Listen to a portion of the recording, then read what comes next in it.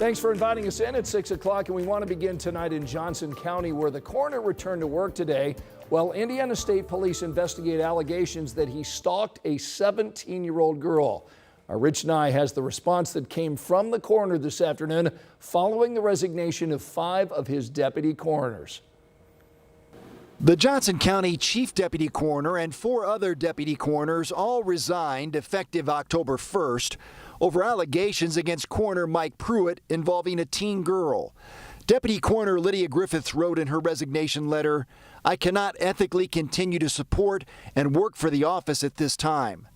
Deputy Coroner Rebecca Corneo wrote, "I cannot continue to serve under leadership whose actions and conduct conflict with the principles of integrity and accountability that I hold as essential in public service." Now, former Chief Deputy Coroner Derek Wilson says he ran the coroner's office while Pruitt was on a personal leave of absence during the month of September. Pruitt hired Wilson, but Wilson felt like he could no longer work for Pruitt, although Wilson wants to come back to this office as the next elected coroner. Pruitt is not charged with any crime at this time, but a 17-year-old girl has a protective order against Pruitt for allegedly stalking her and sending unwanted text messages. Court records of those messages indicate Pruitt provided beer to the girl on multiple occasions. He did not address the allegations Wednesday, but apologized for not being available to speak in person. As for the resignations, Pruitt wrote, "While it was disappointing to receive them, I understand that each individual must make the decision that is best for themselves." Pruitt says his office still has 8 deputy coroners, 1 full-time administrative deputy coroner, and himself. Pruitt wrote, "Moving forward, the Johnson County Coroner's Office remains fully committed to providing thorough and professional death investigations." In Franklin, Rich Nye, 13 News. Now, since Pruitt is an elected official, the Johnson County Sheriff handed this investigation over to Indiana State Police. A special judge in Shelby County is now assigned to this case. The Johnson County prosecutor has also filed for a special prosecutor to decide on any charges. Indianapolis tonight is expanding its mental health response team. These are the licensed professionals who respond to nonviolent mental health calls without police presence. The clinician-led community response team will now respond to calls in IMPD's Southeast District. They already serve in the downtown North and East districts. This team has responded to 2,000 calls since it launched back in 2023. Tonight, a 19-year-old man is now under arrest, accused of threatening a woman with a gun and then stealing her car. Police tell us that officers responded to a report of a carjacking Monday night around 11 near 32nd and Central on the near north side of Indianapolis. A couple of hours later, they got a call about a crash involving the stolen car. Police arrested the man near 16th and Alabama. Tonight, he's facing preliminary charges of armed robbery and unlawful possession of a firearm by a serious violent felon. Well, here we are, new month, but same old summer-like temperatures, and I don't hear many people complaining about either the temperatures or the view that we're getting today. I mean, it's really a beautiful afternoon. It is a beautiful afternoon. Yeah. Kind of a fall feel this morning. We are in the 50s, lots of sunshine and some high clouds, 80s this afternoon.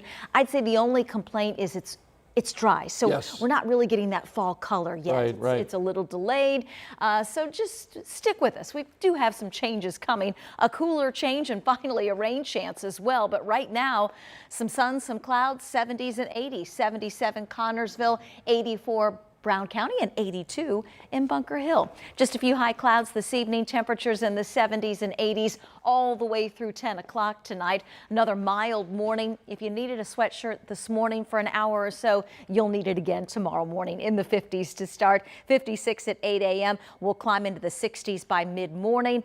Midday temperatures in the 70s and expecting highs tomorrow afternoon with some sun and clouds, very much like today, in the low to mid 80s. And those 80s are going to continue all the way through the end of the weekend before a bit of a dip, a weather pattern change that will also include a rain chance. We'll cover that in the 7-day. Yeah, we certainly need the rain. Thanks so much, Angela. Tonight, INDOT is taking steps to enhance US 31. The Level Up 31 project is going to take place between Indianapolis and Hamilton County. Our Brandon Schaff tells us tonight why they chose this time to improve that stretch for thousands of daily commuters. Phase 1 of Level Up 31 begins on Monday. It's an effort by INDOT to improve capacity and safety on US 31. According to INDOT, more than 112,000 vehicles are forecasted to travel on the roadway daily in 2025. A lot of people in Hamilton County work in Indianapolis, and getting there isn't necessarily a problem right now. It's the getting home and heading north from 465 north on 31. During Phase 1 of construction, there will be several closures. They include the eastbound I-465 ramp to southbound Meridian Street, the southbound US 31 ramp to 106th Street, and eastbound 106th Street at US 31. These closures are all expected to last until the end of the year. INDOT has projections for how many drivers go back and forth on this well-traveled corridor, and in 2025, those projections already surpassed what they had originally projected for 2035. Even though we forecasted for a lot of growth, it was beyond our forecast, and we couldn't even predict just how fast Hamilton County's grown, so that now has a need for more efficiency and more safety on 31. To address those needs, INDOT will expand eastbound and westbound ramps from I-465 to US 31 from 1 to 2 lanes. They'll also add a lane to US 31 northbound from I-465 to 116th Street. Hamilton County Commissioner Christine Altman says that this is an important project considering Westfield and Carmel's rapid population growth in the last decade. Each city increased by almost 60% and 13% respectively. But with growth comes growing pains for the thousands of drivers that will continue commuting on US 31 throughout construction. It's going to be painful. There's no way around it.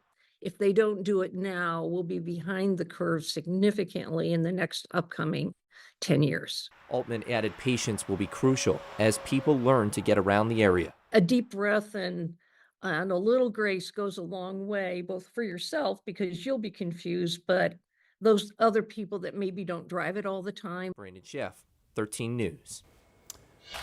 Tonight, the Indianapolis Historic Preservation Commission is set to vote on whether an iconic church on the Near East Side of Indy will remain standing or be torn down. Right now, the commission is hearing from people on both sides of this debate. Holy Cross Church has been empty for nearly 10 years. Last year, it was designated a historic site. That means it cannot be torn down. The neighborhood association wants to sell this building and then let someone else fix it up so it can be used in some other way. The church argues not being able to tear it down violates their First Amendment rights. Elanco Animal Health opened its new global headquarters today on the southwest side of our city. Elanco bought the space near the old GM stamping plant. Indianapolis Mayor Joe Hogsett says this is a big step towards expanding the downtown footprint. Soon, we will see real, tangible connection between these two spaces, a joining of our city's historic heart with the bright future envisioned by this innovation district. So the plan here is to partner with other organizations, but to build research institutes, pilot facilities, labs, and clinical care for animals. There may also be housing and retail space in this district. Still ahead tonight, could an 88-year-old mystery finally have an answer? We'll show you the group behind the expedition to find Amelia Earhart's long-lost plane. Angela? Scott, finally a rain chance in the 7-day forecast. I'll have a look ahead. And an Indiana prison tonight is home to more than a dozen ICE detainees. What the state's top official had to say today about plans to bring more people in later this month. That's next.